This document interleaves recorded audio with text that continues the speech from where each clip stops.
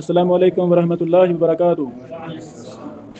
بسم اللہ والحمد للہ والصلاۃ والسلام علی رسول اللہ، اما بعد۔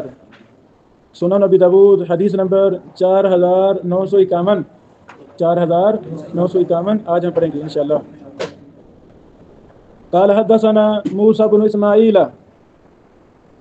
امام ابو داؤد فرماتے ہیں ہمیں حدیث بیان کی موسیٰ بن اسماعیل نے، یہ سکہ ہیں، بہت بڑے امام اور محدث تھے۔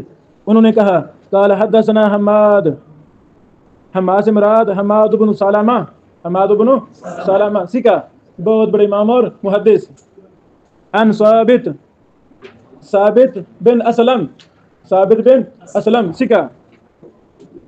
عن انس سیدنا انس بن مالک رضی اللہ تعالی عنہ۔ توجہ کرنا،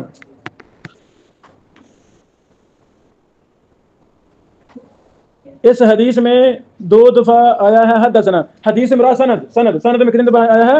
2 دفعہ حدثنا۔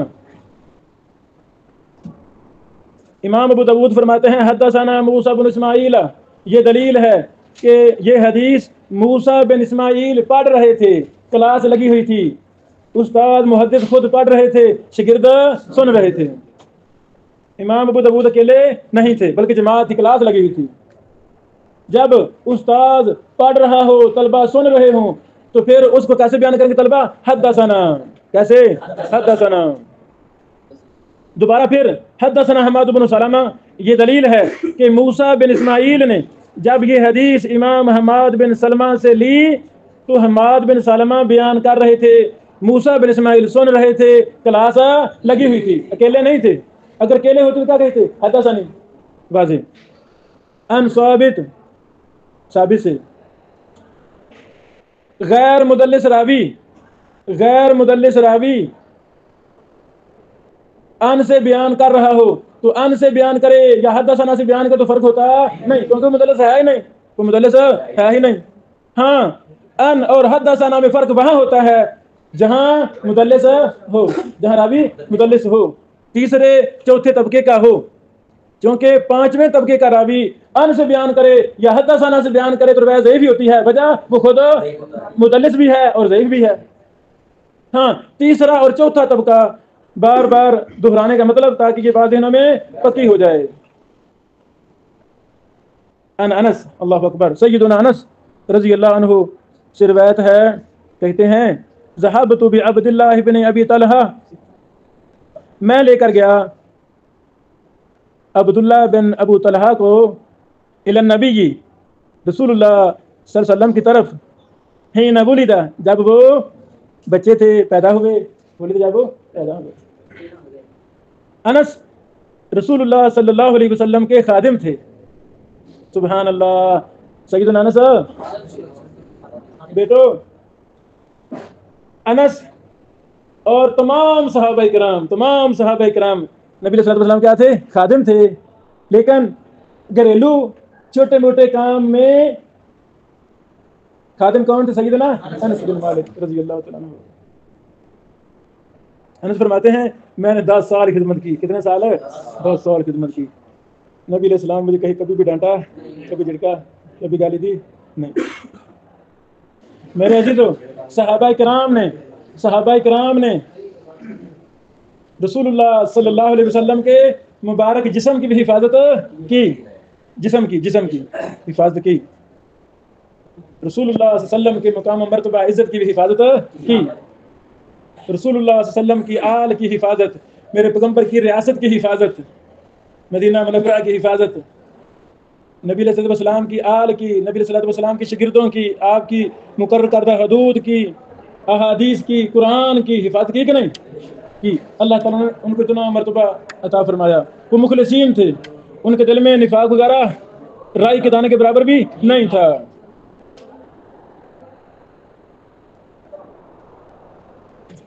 اگر ہمیں اللہ تعالیٰ نے 1400-1500 سال بعد پیدا کیا ہے، وہ کون سا طریقہ ہے کہ ہم بھی محمد رسول اللہ صلی اللہ علیہ وسلم کے خادموں میں شمار ہو سکتے ہیں؟ طریقہ بتاؤں؟ قرآن و حدیث کے سچے خادم بن جائیں، قرآن و حدیث کے سچے خادم بن جائیں۔ رسول اللہ صلی اللہ علیہ وسلم پر جو قرآن و حدیث نازل ہوا اس کے ماہر بن جائیں، اس کو یاد کر لیں، علوم و فنون کے ماہر بن جائیں، اپنا اڑنا بچونا زندگی کا ہر سانس قرآن و حدیث کے لیے وقف کر دیں۔ واضح؟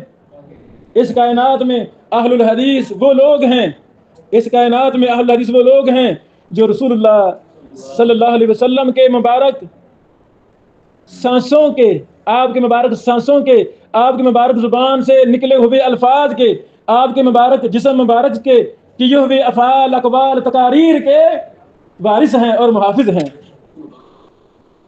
واضح؟ میرے بیٹو، ممکن ہے آج بھی ہم سنت کی خادم بن جائیں، قرآن و حدیث کی خادم بن جائیں۔ جو قرآن و حدیث کا خادم ہے وہ ایسے ہی ہے جیسے وہ محمد رسول اللہ صلی اللہ علیہ وسلم کا خادم ہے۔ ایسے ہے کہ نہیں؟ ہے کہ نہیں؟ انس بن مالک کہتے ہیں ذهبت بعبداللہ بن ابی طلحہ الی النبی، میں عبداللہ بن ابو طلحہ کو لے کر گیا رسول اللہ صلی اللہ علیہ وسلم کے پاس۔ خادم تھے نا؟ بولو، خادم تھے نا؟ بچہ پیدا ہوا، انس یہ اللہ نے بچہ دیا ہے، نیا بیٹا آیا، اچھا لائیں جی، میں نبی صلی اللہ علیہ وسلم کے پاس لے کر جاتا ہوں۔ ہی نہ بولی تو جب وہ پیدا ہوئے تو بچہ جب پیدا ہو اس کو اپنے شہر کے، اپنے محلے بستی کے جو بڑے اہل علم ہیں، بڑے محدث ہیں، بڑے شیخ الاسلام ہیں، بڑے شیخ الحدیث ہیں، بڑے اللہ والے ہیں، اس کے پاس لے کر جانا چاہیے۔ واضح؟ یہ دلیل ہے کہ رسول اللہ صلی اللہ علیہ وسلم کے مبارک دور میں صحابہ کرام اپنے بچوں کو نبی علیہ السلام کی طرف لے کر جاتے تھے۔ اللہ اکبر۔ یہاں سے میں کہتا ہوں بیٹو، ابھی آپ بچے ہی ہیں، لڑکے ہیں، جوان ہو رہے ہیں، تو جلدی جلدی جو دنیا میں، پاکستان میں، سندھ میں، بلوچستان میں، پنجاب میں، لاہور میں، فیصل آباد میں، گجرانوالہ دیگر شہروں میں جو بڑے بڑے محدثین ہیں ان سے مل لیں، ان سے ملیں۔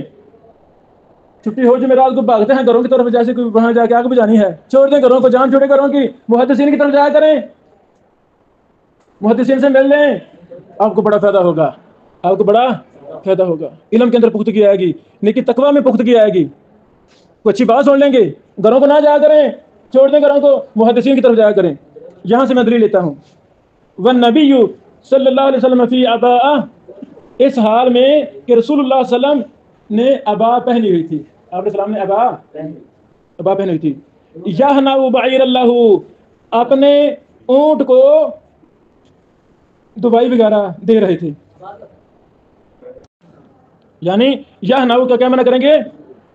دوائی وغیرہ دے، اس کی خدمت کر رہے تھے اپنے اونٹ کی، اپنے ہاتھ سے اپنی سواری کی کو دوائی دینا، اس کی دیکھ بھال کرنا، صفائی کرنا اپنے ہاتھ سے، یہ سنت ہے۔ رسول اللہ صلی اللہ علیہ وسلم اپنے چھوٹے موٹے کام خود ہی کیا کرتے تھے۔ قال، رسول اللہ صلی اللہ علیہ وسلم نے فرمایا هل معك تمر؟ انس، وہ کھجوریں لائے ہو؟ کھجوریں ہیں تیرے پاس؟ قلت نعم، ہاں ہیں میرے پاس۔ مدینہ منورہ میں کھجوریں عام تھیں۔ دوسرا، سیدنا انس کو پتا تھا کہ بچے کو جو پہلی خوراک بچے کو کھلانے کو کون سی چاہیے؟ کھجور، گڑتی لگوانی ہے، کھجور پاس ہو۔ انس کو پتا تھا باتوں کا، بچے آتے جاتے رہتے تھے نا، انس کو پتا تھا، جی میرے پاس کھجوریں ہیں۔ فناولته تمرات، میں نے وہ کھجوریں رسول اللہ صلی اللہ علیہ وسلم کو دے دی، لیں جی کھجوریں۔ سائل طالب کو جس طلب اور مقصد کے لیے سوال کر رہا ہے، کس کی طرف جا رہا ہے، تو ضروری چیزیں اس کے ساتھ ہونی چاہیے، ضروری چیز کے ساتھ ہونی چاہیے تاکہ اگلے کو تکلیف ہو نہ۔ انصر فرماتا جی نہیں بار ایسا کوئی نہیں ہے، کھجوریں تو لایا نہیں، وہ تو یاد ہی بول گئی تھی۔ نہیں، محمد رسول اللہ علیہ وسلم نے ایسے ٹریننگ دی تھی صحابہ کو، وہ 100% میرے پیغمبر کی ٹریننگ کے مطابق چلنے والے تھے۔ اب استاد بیچے جا مشرق کو، طلبہ جاتے ہیں مغرب کو، یہ ناکام قوم ہے، یہ کون کیا ہے؟ ناکام قوم ہے، بے وفا قوم ہے۔ رسول اللہ صلی اللہ علیہ وسلم کے صحابہ کرام اتنا احترام کرتے تھے، ملنے کے لیے جس مشن کے لیے جا رہے ہیں تو ضروری لوازمات ساتھ ہیں۔ میں نے کھجوریں دے دی، فَأَلْقَاهُنَّ فِي فِيهِ، نبی علیہ الصلوٰۃ والسلام نے ان کھجوروں کو اپنے منہ میں ڈالا، کھجوروں کو منہ میں ڈالا، توجہ کرنا، کھجوروں کو منہ میں ڈالا، فَلَاقَهُنَّ، ان کو چبایا۔ نہیں لگی سمجھ میرے بھائیو؟ انس کہتے ہیں میں نے کھجوریں پکڑا دی، آپ نے ان کو اپنے منہ میں ڈالا، ان کو چبایا، ثم فغر فاہ، پھر اپنے منہ سے نکالا، فأوجرہن ایاہ، پھر وہ جو کھجوروں کا کھجوریں مکس ہو گئیں، ملائم ہو گئیں، رسول رحمت محمد رسول اللہ وسلم کا مبارک لعاب دہن ان کھجوروں میں مکس ہو گیا، کھجوروں کا دلیا بن گیا، نرم ملائم ہو گئیں. فَأَوْجَرَهُنَّ إِيَّاهُ، پھر آپ علیہ السلام نے وہ کھجوروں کا مغز، کھجوریں نرم ہو گئیں، اس بچے کے منہ میں ڈال دی. واضح؟ فَجَعَلَ الصَّبِيُّ يَتَلَمَّذُ، بچہ چوسنے لگا. بچہ بولو، زبان پر جب نبی علیہ السلام نے رکھی وہ کھجور مبارک نرم کر کے تو وہ چوسنے لگا، کھانے لگا. فقال النبی صلی اللہ علیہ وسلم، اس موقع پہ نبی علیہ السلام نے فرمایا حب الانصار یا تمر، انصار کو کھجوریں بڑی پسند ہیں، انصار کو کھجوریں بڑی پسند ہیں. وسماه عبد اللہ، اور اس کا نام رکھا عبداللہ. اللہ والو، اللہ ہمیں انس جیسی صفات رکھنے والا طالب علم بنائے. دیکھیں اچھا، انس نے وہ کھجورے کھجارے دے کے اپنے کام نہیں لگ گیا، موبائل وغیرہ دیکھنے شروع کر دیا نہیں. مثال دے رہا ہوں، کسی اور تو توجہ نہیں کی، بلکہ 100% اپنے محبوب محمد رسول اللہ علیہ وسلم کو دیکھ رہے ہیں کہ میرا پیغمبر اس موقع پہ کیا کرتا ہے. کھجوریں پکڑائیں، آپ نے اپنے منہ میں ڈالا، ان کو ڈالا، پھر ان کو باہر نکالا، منہ میں ڈالا، پھر ان کو چبایا، نرم کیا. یعنی اللہ والو، یہ دنیا کے کیمرے، یہ ٹیلی ویژن وغیرہ، یہ ہزاروں آج کے کیمرے بھی لگا دیے جائیں، یہ وہ چیزیں محفوظ نہیں کر سکتے کسی انسان کی جو صحابہ کرام نے محمد رسول اللہ کی. ایسی ہے کہ نہیں؟ ایسے ہے کہ نہیں؟ ایسے ہے. صحابی کہتے ہیں منہ میں ڈالا کھجوروں کو، ان کو چبایا، پھر باہر نکالا، پھر بچے کے منہ میں ڈال دی وہ کھجوروں کا مغز وغیرہ، اور بچہ ان کو چبانا کھانا شروع ہو گیا، چوسنا شروع ہو گیا. ایک ایک بات صحیح ابن خزیمہ میں حدیث ہے، توجہ کریں. امی عائشہ صدیقہ رضی اللہ عنہ بیان فرماتی ہیں، رات کمرے میں اندھیرا تھا، تہجد کا وقت تھا، نبی علیہ السلام نہیں تھے، تو میں ایسے ہاتھ لگانا لگی، میرے ہاتھ اندھیرا تھا، نبی علیہ السلام کے پاؤں پر لگے، آپ کے پاؤں دونوں کھڑے تھے، پاؤں دونوں ایڑیاں ملی ہوئی تھیں، پاؤں کھڑے تھے، آپ سجدے کی حالت میں تھے. اندھیرا تھا. بتاؤ دنیا کا کون سا کیمرہ ہے جو اندھیرے میں بھی کسی کو محفوظ کرے؟ ہے کوئی کیمرہ؟ نہیں لگی سمجھ. میرے پیغمبر کو اللہ تعالیٰ نے ایسے جانشین صحابہ، ایسے وفادار صحابہ، وفادار بیویاں، ازواج مطہرات ہماری مائیں ایسی عطا فرمائی تھی جنہوں نے میرے پیغمبر کی سنت کو اندھیرے میں بھی بولو محفوظ کیا ہے، اندھیرے میں بھی محفوظ کیا ہے. تو ہمیں بھی سنت سے بڑی محبت، قرآن سے بڑی محبت، سنت سے بڑی محبت، صحابہ کرام سے بڑی محبت، اچھی صفات سے بڑی محبت ہونی چاہیے. دیکھو بڑے بڑے محدثین کو لازم پکڑیں، بڑے بڑے شیوخ کو لازم پکڑیں انشاءاللہ. یہ مثال کافی نہیں ہے. جو آج بھی سنت کا خادم ہے وہ حقیقت میں رسول صلی اللہ علیہ وسلم کا خادم ہے. میں مثال دینا چاہتا ہوں، رواہ ابو داود، مثلا یہی حدیث رواہ ابو داود وصححہ الالبانی رحمہ اللہ. امام ابو داود 3ری صدی ہجری کے، شیخ البانی 14ویں صدی ہجری کے. کتنا فرق درمیان میں؟ 1100 سال کا. کتنا فرق؟ 1100 سال بعد ابو داود کے 1100 سال بعد آنے والا محدث، اس نے علم پڑھا، اخلاص کے ساتھ پڑھا، بڑی تکلیفیں ہیں، کوئی ٹینشن نہیں لی. باپ حنفی تھا، شیخ البانی صاحب باپ حنفی تھا، بیٹا باپ میں آپس میں مسئلے مسائل چلتے رہتے تھے. شیخ البانی صاحب نے سب سے پہلی کتاب اپنے باپ کے غلط مسائل کے رد پر لکھی تھی. ابو جی پہلے میں آگے لگاتا ہوں. اچھا، شیخ البانی صاحب ابو تنگ آ گیا، یہ کیا مسئلہ ہے، یہ کبھی نہیں آتا. ایک دن باپ نے کہا او البانی اور ناصر الدین سن، دو باتیں ہیں، تو میرے مخالف چل رہا ہے، یا سنت کو چھوڑ دے یا میرا گھر چھوڑ دے، یا سنت کو چھوڑ دے یا میرا گھر چھوڑ دے. لیکن سمجھو، باپ مقلد تھا، بیٹا متبع سنت تھا. باپ نے کہا او پتر، یا سنت چھڑ کے تو بھی مقلد بن جا، میرے جیسا بن جا، یا پھر میرا گھر چھوڑ دے. بتائیں شیخ نے کیا کہا؟ ابو جی گھر میں چھوڑ دیتا ہوں لیکن سنت چھوڑ سکتا نہیں. گھر چھوڑ دیا، شیخ نے چھوڑ دیا، گھر چھوڑ دیا. گھڑیاں بناتے رہے، گھڑیاں، سستا سا گھر کرائے پر. بندہ غریب ہو تو کوشش کرتا سستے سے سستا ہی گھر چلا، چلو گزارا کر. وہ پہاڑی کے اوپر ایک سستا سا گھر تھا دمشق میں، وہاں وہ گھر لے لیا. ایک بازار میں ایک کونے پر بیٹھ کر وہ گھڑیاں وغیرہ ہیں، گھڑیاں بناتے تھے. روزانہ 3 گھنٹے گھڑیاں بناتے تھے. باقی وہ مکتبہ ظاہریہ دمشق میں ہے، وہاں بیٹھ کے کتابیں لکھتے تھے. علم پڑھا، محدث بن گئے، امام بن گئے. سنت نہیں چھوڑی، سنت نہیں چھوڑی. تو اللہ تعالیٰ کو اپنے اس بندے کا سنت سے محبت کرنا اتنا پسند آ گیا. کہاں امام ابو داؤد رحمہ اللہ، بولو کہاں امام ابو داؤد رحمہ اللہ، اور تیسری صدی کے، اور کہاں 14ویں صدی کے محمد ناصر البانی صاحب رحمہ اللہ. رواہ ابو داؤد وصححہ البانی. اللہ تعالیٰ نے 1100 سال کا فرق ختم کرتے ہوئے شیخ البانی صاحب کے امام ابو داؤد کے ساتھ ملا دیا. ملایا کہ نہیں ملایا؟ اب جتنے بھی کتابیں چھپ رہی ہیں، ہماری کتابیں اور اربوزم کی کتابیں، کوئی ایسی کتاب شاید نہ ہو جس میں شیخ البانی کا ذکر نہ ہو. یہ دلیل ٹھیک ہے نا میری؟ جو آج مخلص ہو کر قرآن و حدیث کی خدمت کرتا ہے، اللہ کی قسم وہ آج بھی خادم رسول ہے، خادم حدیث ہے، خادم قرآن ہے انشاءاللہ. بیٹو لکھ لو، سارے رب سکھے ہیں، کوئی علت نہیں ہے. یہ حدیث صحیح مسلم کی ہے. یہ حدیث 2144 2144 نمبر.